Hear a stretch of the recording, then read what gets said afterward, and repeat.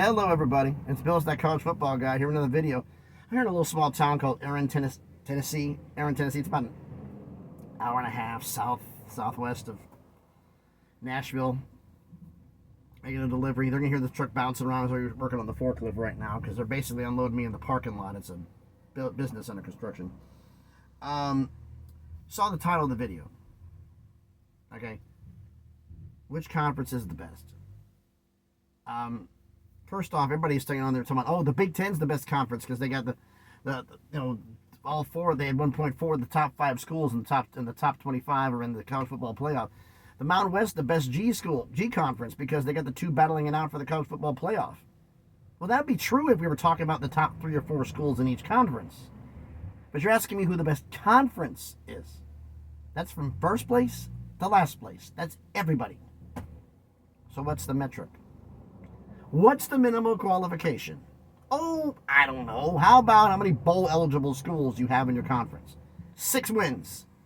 6 wins. That's it. 6 wins. Not asking for a lot. 6 wins. Who's got the most 6-win schools? And if for a tiebreaker, if you got the same amount, of the total number of schools in your conference, what percentage of your conference is bowl-eligible? Now, 1 through 4 are the power conferences, so that solves the problem. We have 10 conferences. The Pac-12 is technically not a conference, plus they only had 1 bowl-eligible school, so they're in 10th place automatically. Should we get into this? All right, the 9th conference. Doing this kind of quick here. The 9th best place conference is Conference USA with only 4 bowl-eligible schools: Jacksonville State, Western Kentucky, Sam Houston State, and Liberty.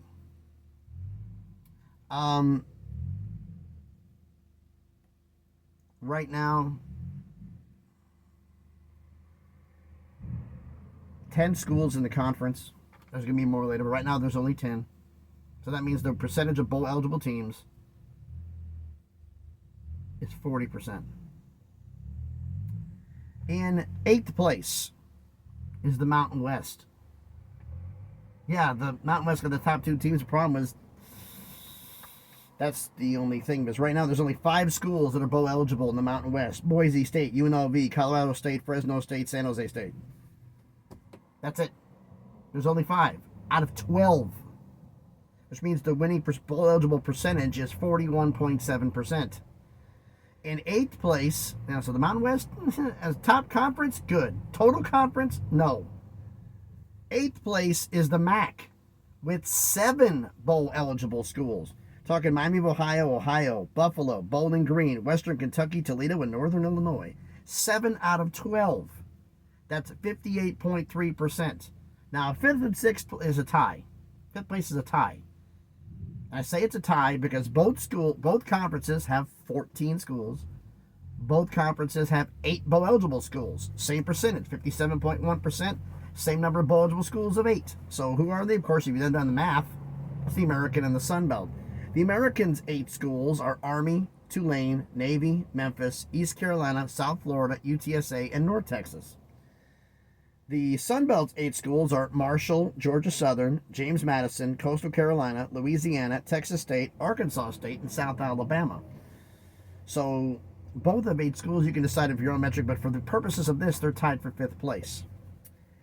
In 4th place,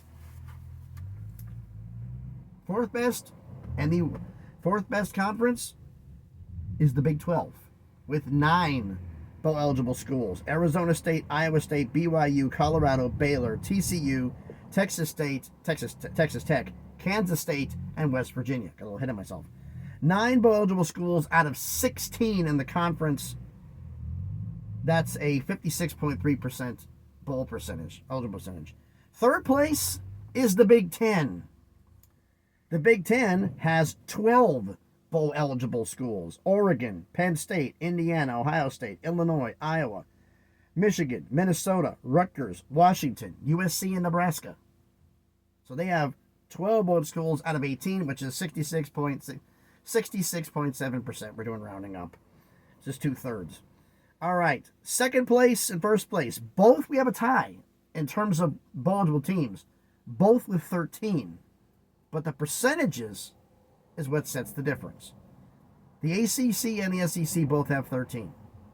The ACC's in second place. First off, the ACC's 13 bowl-eligible schools.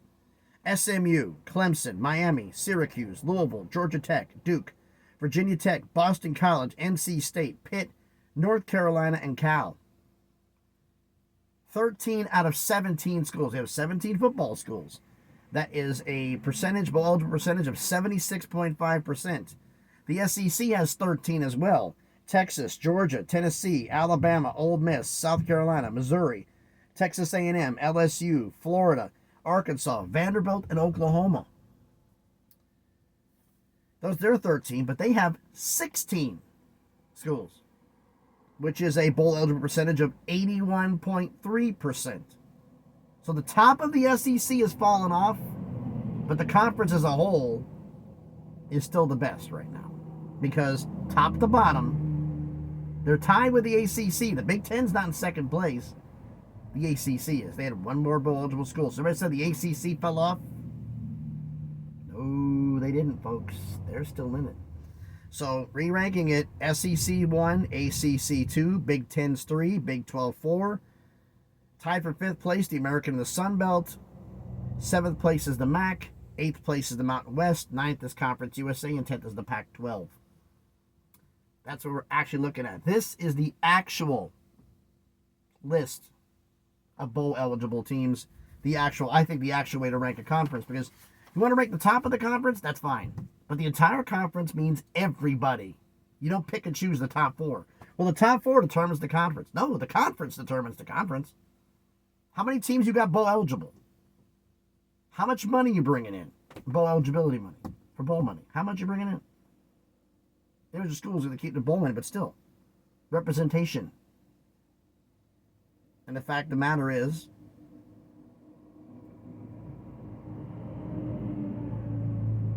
some schools that were said to be the top on their front load on the top for the Big Ten, the Mountain West, but as a whole, not so much. The reason they're uploaded so top is because the bottom is so bad, which means as a conference, they're not that good. Conference as a whole is strong from top to bottom, and right now, I was kind of surprised when I saw the Big 12 had 12. I was more surprised the Big 12 only had 9. Mountain West with 5. I mean, so the best G conference, like you said, is American and the Sun Belt. Mountain West is next to last place. So, conferences as a whole is what matters. And you may not like this, but this is the actual truth here. A conference rating is from the top to the bottom of the conference. Everybody. Not picking and choosing who you want to rep. Everybody. And the SEC and the ACC showed up. The ACC really showed up. SEC, you knew was going to be up there. The ACC with 13, that surprised me. But I've done enough talking. Why don't you let me know about all of this down in the comments. So thanks, everybody, for watching. If you haven't done already, do me the favor and drop my damn clipboard.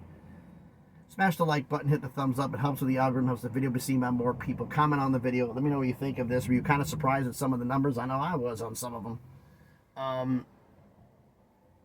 So some of these other conferences that are falling off need to step up. And some definitely outperformed expectations. Somebody said the ACC was the worst conference of all of the Power 4. No, they're not. They're tied with the SEC for the most. Sorry. They're not top heavy. But as a conference, they're stronger than the Big 12. They have more eligible teams than the Big 10, and the Big 10 has more schools than the ACC.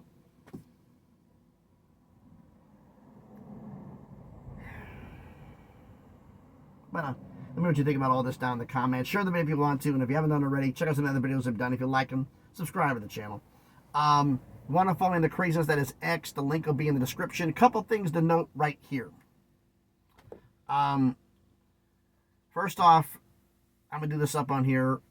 All of y'all, for the comments to the ranking we're going to be doing, it's going to be on, I'm going to do it on X and on YouTube. I'm going to put a poll up on X, number of votes, and then we're going to do a voting for here for best school. on accounts, and whoever gets the most votes between both, since you guys didn't tell me which way or the other, between both will advance. And the tournament will be, since y'all wanted it, the AP Top 25, not the college football playoff, the AP Top 25, 1 through 16. Doesn't matter who it is, what position you're in. Wherever it is in the tournament, 1 plays 16, 8 plays 9, 4 plays 13, 5 plays 12, 6 plays 11, 3 plays 14, 7 plays 10, 2 plays 15. I had to remember my NCAA tournament bracket. But that's how it's going to be. And we're going to find out who you guys think is the best. And your votes are going to determine it. So this is going to be interesting to see what happens. That's going to be happening after championship week. I don't know. You guys let me know when you want to start that one. I'll probably do another video about it next week. When we're going to start this, because I want to kind of start it quickly, because we got 4 first round games. We got first round games, second round games, semifinals, finals. Or championship game when it calls it the finals. So we got a lot to get into here about that. The coaching carousel was asking about all the stuff. Oh, this other stuff happened. Oh, this coach is talking about this. Oh, this one got on there. This could be good. None of these real moves are going to be happening until after championship week. So this is kind of just sparking interest to get you salivated, get you going. It's like players leaving and announce they've decommitted from one school and they're committing to another one. Yeah, that's great. That's fine. The fact of the matter is, you can tear up your letter of intent on from signing day and still go to another school. That's been proven and that's been done. So that doesn't mean anything anymore. So until you actually show up on campus and you're registered officially on the roster and registered for classes, then you're going to count. Because some of these guys who flipped could flip one more time, maybe even 2 more. Who knows? Welcome to the craziness of college football. But that's what we're looking at here. So that'll be further on later on next week. But we're going to be doing the playoff and the votes and all this stuff to go on through here to get things going. So if you really want to keep track of this, you might want to follow me on X, as it makes it a lot easier for doing this, because I'm only going to put out a couple of videos next week. So it'll be just those 2 videos where I gather the votes in. You're going to be doing your votes in the comment section.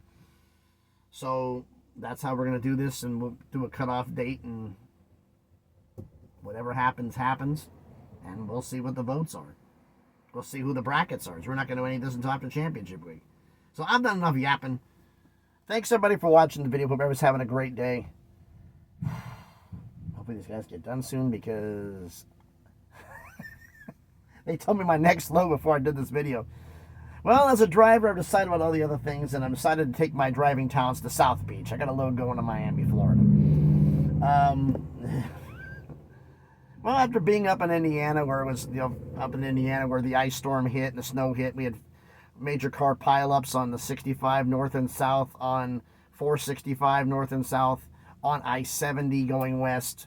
I had to take city streets to Indianapolis in order to get around it. Otherwise, I'd be still probably be stuck there now. Really, really bad. So it is what it is. But anyway, thanks everybody for watching. Everybody's enjoying your Tuesday. Be safe out there, and please be good to each other.